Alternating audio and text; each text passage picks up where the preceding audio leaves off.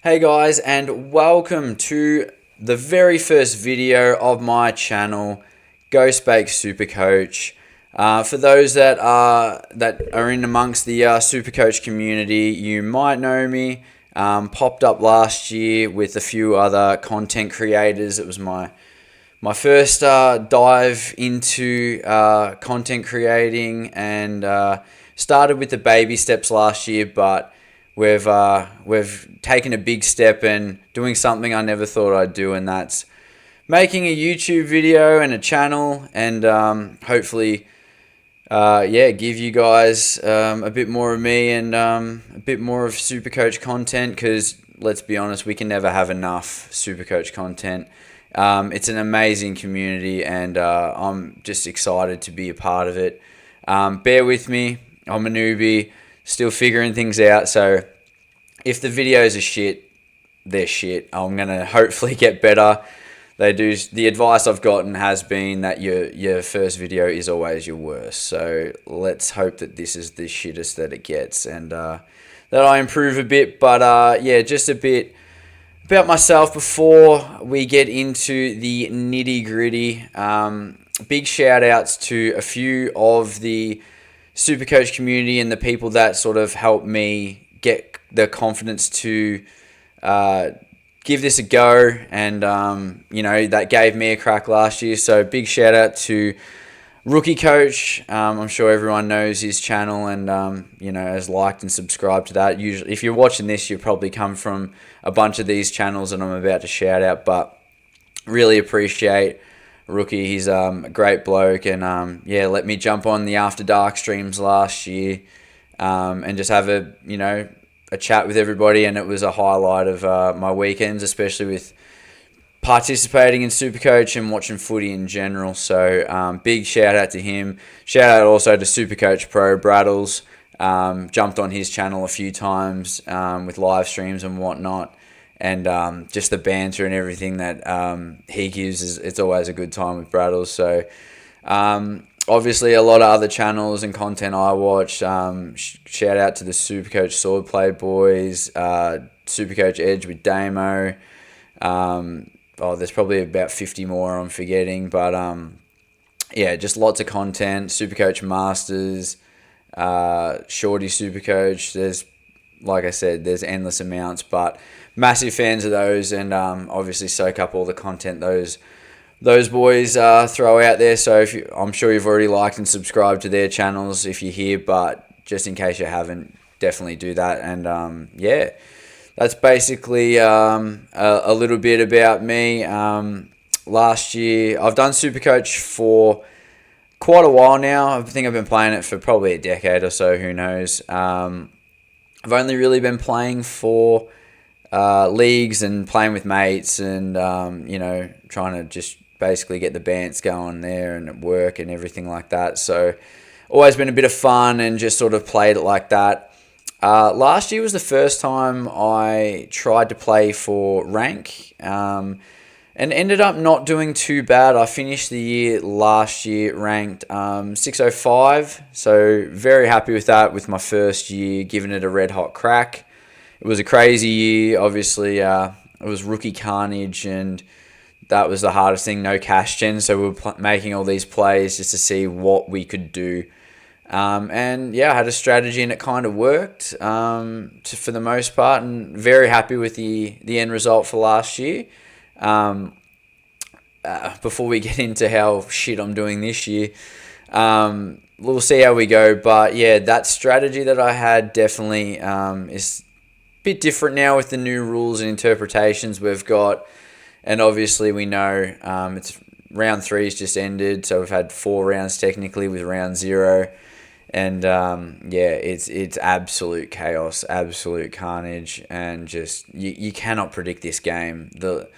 You try to be as logical as you can, and it just goes to shit. So, but that's why we love it. That's why we do it. So let's get into how my team's going. Fucking terrible, to be honest, but let's just have a look. So obviously here, haven't started that well.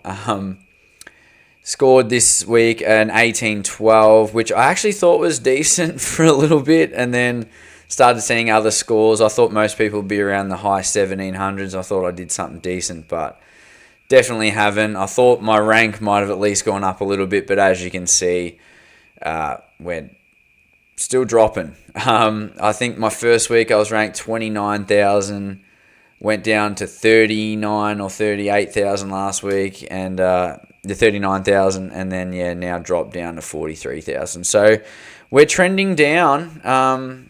Hopefully we might crack the 50 this week. We'll see how terrible we are, but we're just going to keep fronting up and keep trying to bring in the players we want. See, we've made some mistakes, which we're trying to correct. We're just going to have to just keep plodding along, but that's where we're at the moment. So obviously not too good, but the only way is up, hopefully, as I bring up the team, if it fucking loads. Alright, so we've only used the 4 trades so far. Week 1, I only used 1, and then this week we did boost. Obviously, you want to make sure you're correcting all the mistakes and getting the rookies in and everything like that you want.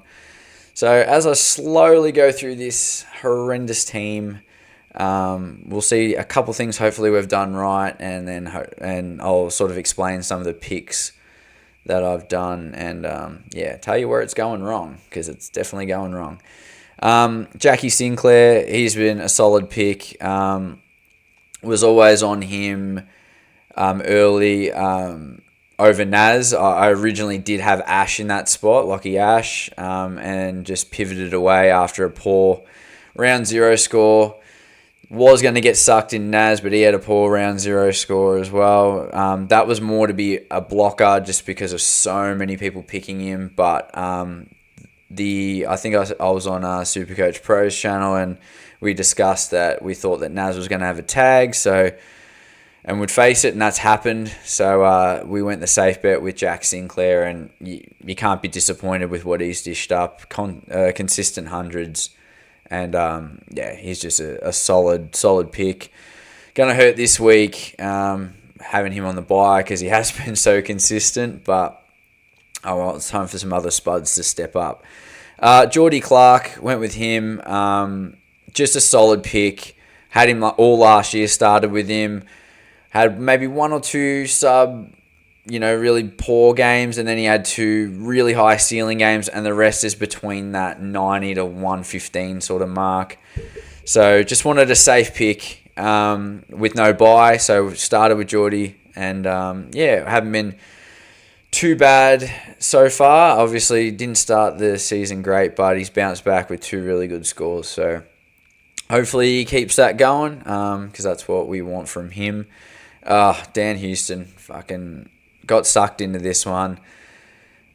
Gut feel all week said Josh Dacos, just as a more solid pick, more safe pick. But once again, FOMO. Everyone was jumping on him, and I went against my gut. More so, not because everybody else was, but it freed up a bit more cash to do what I want this week. So I just wanted to bank that cash and give it a crack. I knew at least, even if he scored shit, which he did, that he would still make a little bit of coin.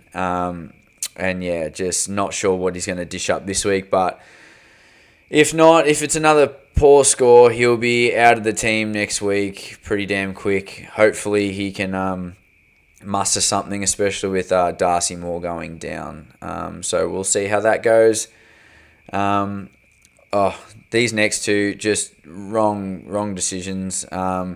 Was a Colby McKercher, but decided to split them. I split him into a Blackiston and Caleb Windsor. More so just because of Colby didn't get to play the preseason, and then his role and time on ground was stouted before he actually went out and played. Didn't want to risk it, so I thought let's just jump on these guys, and I can obviously fix them up and make them into a premium if needed. But because of the chaos and carnage that has happened with other players like Connor Rosie, who I started with, and obviously Christian Petrarca as well, haven't been able to do that. So these spuds have been getting me between 50s and 70s every week, and made bugger all cash. So yeah, look, not the greatest. They're there for now. I'm hoping to purge one this week if I can, probably Blackiston, but either or, they both need to go. Josh Lindsay came in, started with him, then obviously he got dropped, came back in. I did not think he was going to get picked. Very happy and surprised that he was. And not only that, but he gave us a really decent score. So, when you're getting a 70 from a 122k player versus getting 60s from a couple of players that are 2 or 300k more, it sort of sums up how the backline's going. So, and obviously, everyone's got Lockie Jacks, however you pronounce it, and Jai Sarong. So they're just there. They're just the cash cows. So we'll keep them fattening up after their buys this week. This midfield, I went Butters as captain after a failed VC. I'm sure you'll know who I'm talking about when I get to them. Love Zach Butters. He's one of my favourite players in the competition. Dream run to start. Obviously a shit first round, getting tagged and only mustering up a 90, but 2 back-to-back 125 pluses. You cannot argue with that. And he's got a lot. Got Richmond this week, so probably another solid VCC option. I haven't looked too much at who's playing when, so not sure what he'll be, but I'm sure he'll be in those calculations.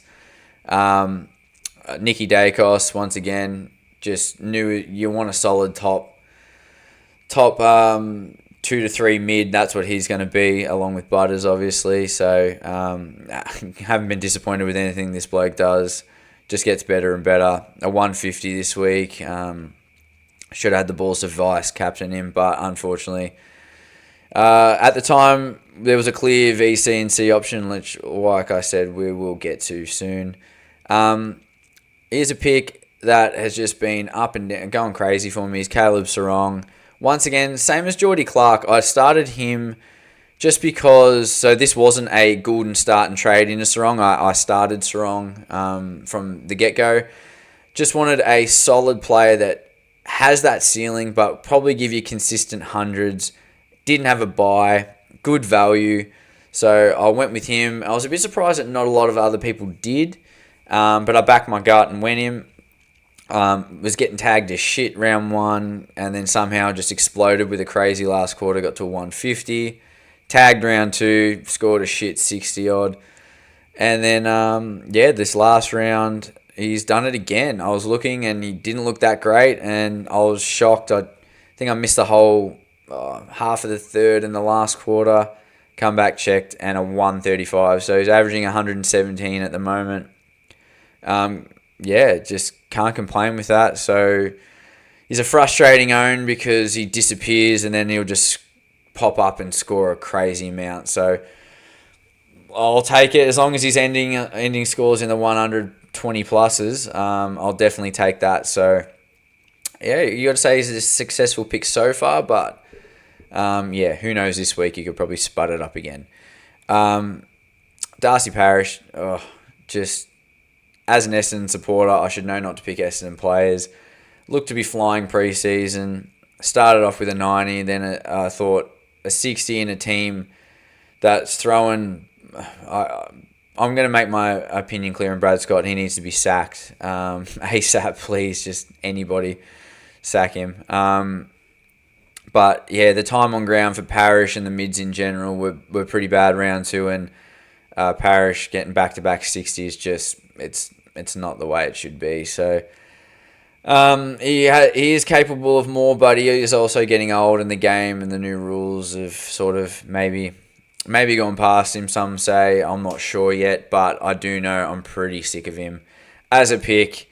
And when I talk about trade plans, he's heavily invested in those. So next, Tanner Bruin.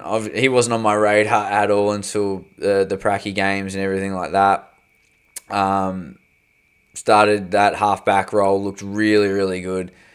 So after he did the Pracky and then round 0 and he looked good playing that role, I jumped on him, started off well. Unfortunate this week, copped a big knock broke his nose.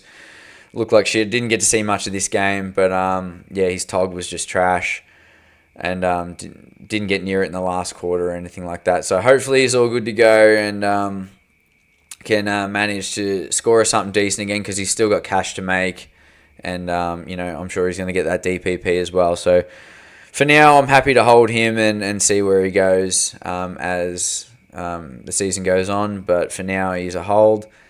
Sam McGrill, Jagger, and Blamise.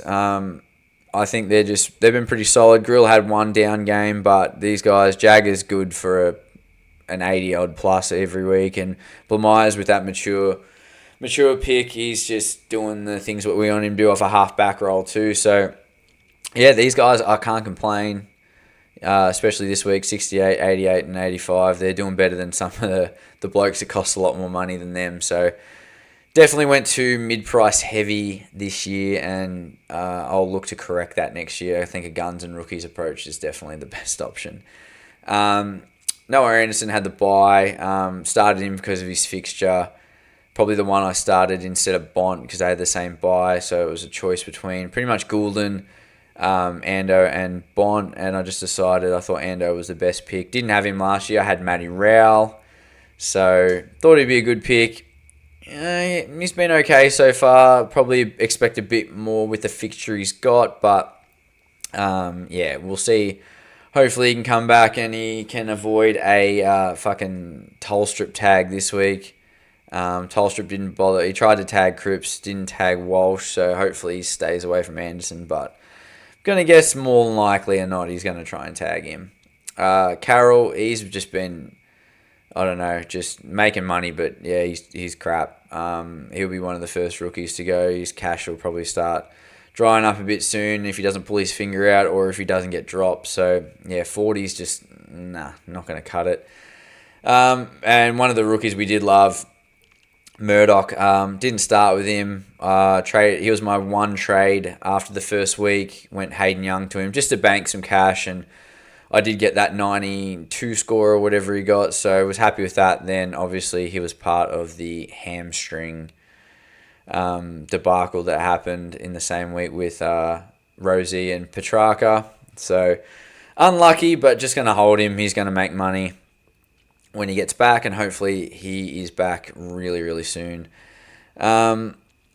Started with McAndrew as the R2, just didn't know what everything was going to be with the ruck rules and how that was going to affect certain players, and wanted a good look at some of the rucks first. And yeah, he's done an okay job. He's doing what he's meant to do.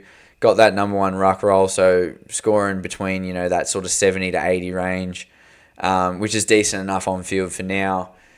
The ruck bench could have gone to Kalani White and saved some cash. Still had that DPP, and probably would have helped me with my looping the first week, which would have got me a better score, as I had Butters be shit that week as captain. But I went with ZZ Top. Just thought he had a bit more job security with the few players that were out. He's got the DPP as well. And just didn't like the look of Mitch Edwards from Geelong as the option. So, went with Zane. And I think it was a bit unlucky to get dropped. Hopefully back this week with a few injuries to the Brisbane defenders. But, look, if he's not, he's a loop. And we'll just have to deal with it. Obviously, it won't be a good loop this week because he plays Thursday. So, fingers crossed he can get back into the side. And obviously, the main ruck I started with was Big Timmy English. Just thought his preseason form and his way to move around.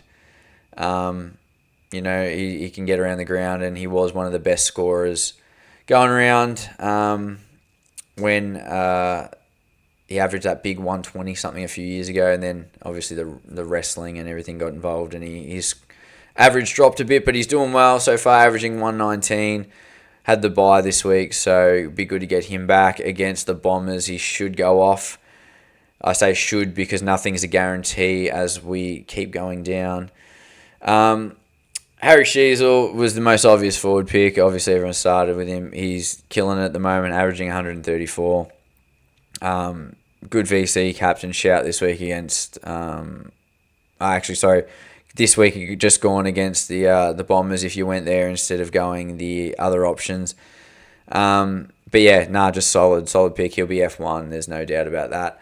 Sammy Flanders is just doing just sort of enough. He's making cash. Probably still in the top 6, maybe not top 1 or 2, 1 to 3 like we were probably thinking. But he's doing enough for now. Got the bye this week, but a 93, yeah, you'll take that. 90 pluses, I think, are decent enough for now. Traded in Braden Cook this week. Very happy with it. It was between him and Watkins, but wasn't sure with what was going on because the Port team wasn't finalised with Wines and Brody, so I was a bit hesitant on Watkins' job security or Tog, so pulled the trigger on Cook, and yeah, an 80. It was on 80 at three-quarter time. I'm not sure what's going on with the scaling and everything. I feel like the scaling and points are just way harsher than it was last year.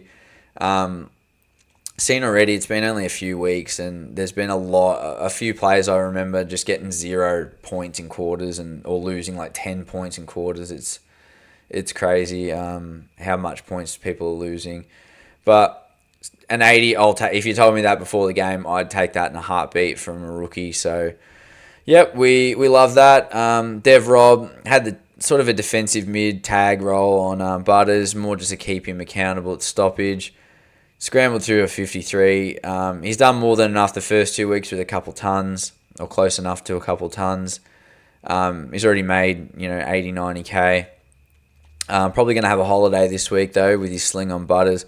I personally didn't think it was that big a deal. Butters got up and, he went for his usual spell on the bench, came back on and killed it. So I'd be arguing the case if I was West Coast, but probably not going to get off, so it's just another one out.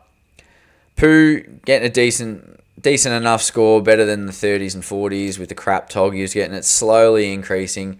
If he can stay injury-free, I'm sure he can start making a bit more cash. So won't be doing it this week, though. He's got the bye, but a 69 is a step in the right direction.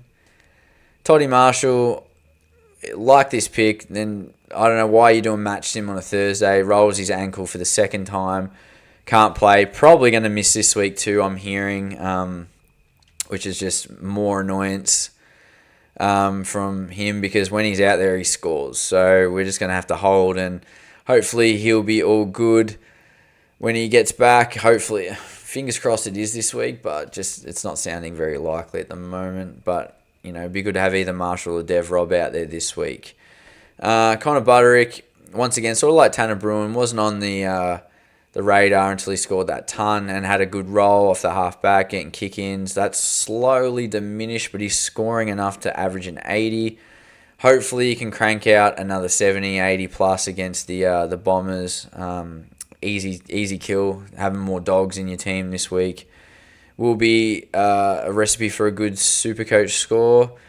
And Lombard, I wasn't very high on this pick, just because of the small forward role, but he scored well round 0, and then just went with him, and he's just been putrid since with good matchups. So yeah, it might be an attitude thing, it might be a bit of just the way he plays, but I think that hopefully he holds his spot and we can just keep making a little bit of cash out of him.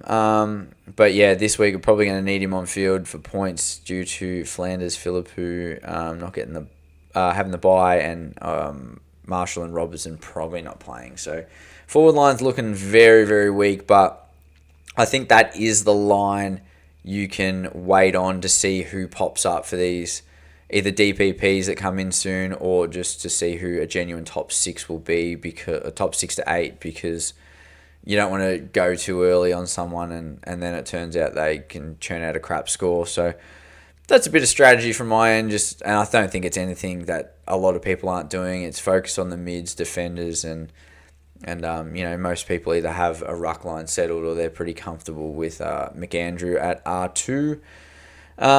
And then this was the last trade I put in over the week. Tristan Cherry, he's the hot topic. Just what a waste. I was shocked. He was on 40 at quarter time. Double 50s, wiping blood on people. you wouldn't expect that at all. For the people that faded, just kissed absolutely, because stand by it was the right call to make. A lot of people made it, and this is the random crap that SuperCoach disses you up. So bad luck. We made the call. Thought the logic went into it, and he turned out a shit score. So, and more than likely, he's at the tribunal tonight, recording this on a Monday night, so he is most likely gone. So yeah, that's the team this week. Scored an 18-12, not the greatest. We'll start moving some of these guys onto the field just to optimize the team. I know I can click optimize, but I'm just going to do it the slow way because that's what I like to do. Not sure what to do with trades yet. I've looked at a few options, looked at boosting to see what that could do for us. Looked at just doing a simple trade. We've got a few, I think we're 340k in the bank roughly, so we can use that as a rough idea now. It'll probably be Parish up to Bont, and because we need him against the Bombers for sure, because he's going to, we say should go bloody 150 plus, you'd hope. So yeah, we'll see how that goes, because I'm not sure how that is going to go. And we've got Sherry, and it's either Sherry to Gawn or Sherry to Jackson. If that can open up a bit of money for us, or do we just go McAndrew, R2, and focus on some of the players we can get in next week, because we do have a fair few targets in mind that we do want in our team eventually. This is just pissing me off and not loading, so maybe if we refresh it, it might work a bit better. But yeah, so that's what we're looking at. It could be a Jackson or a Gawn to replace Sherry if we want to do that. Otherwise, McAndrew in R2, and we can look at some targets for next week. You got Lockie Ash coming off the bye. Lockie Whitfield will be a bit cheaper as well. What is this doing? Fucking piece of shit. Yeah, not sure what it's doing now. It's just not loading, so that's great. Lovely. Anyway, that's probably a good time to wrap it up, since it's shitting itself. But yeah, thanks for being here for our first video. Like I said, I'm doing my best. I'm very new at this, so take it easy. Give it a like and subscribe. I'll post on Twitter. You can find me on X, Twitter, whatever you call it. Just GhostBakes. And yeah, hopefully the quality of the vids come up, because this isn't the way we wanted to end the video. But, nice white screen with my mug in the corner. But that's just how we're going to do it. Oh, no, we're loading. Oh, it's taking some time. But yeah, I've rambled enough. Thanks heaps, guys, for the support. I've had a lot of people encouraging and supporting, not pushing me to do this. But I know that this is a great community, and just excited to be a part of it. Something I really, really enjoy doing. So yeah, just we'll keep going. We'll keep trucking along. Hopefully the rank goes up and the points go up. And yeah, we'll be hopefully doing some collabs, jumping on lives and whatnot still. So keep an eye out for that. I'll post a bit more on X and Twitter. And yeah, we'll see how we go with that as well. But thanks, guys. Like and subscribe, like I said. And yeah, we'll see you in the next video. Cheers, guys.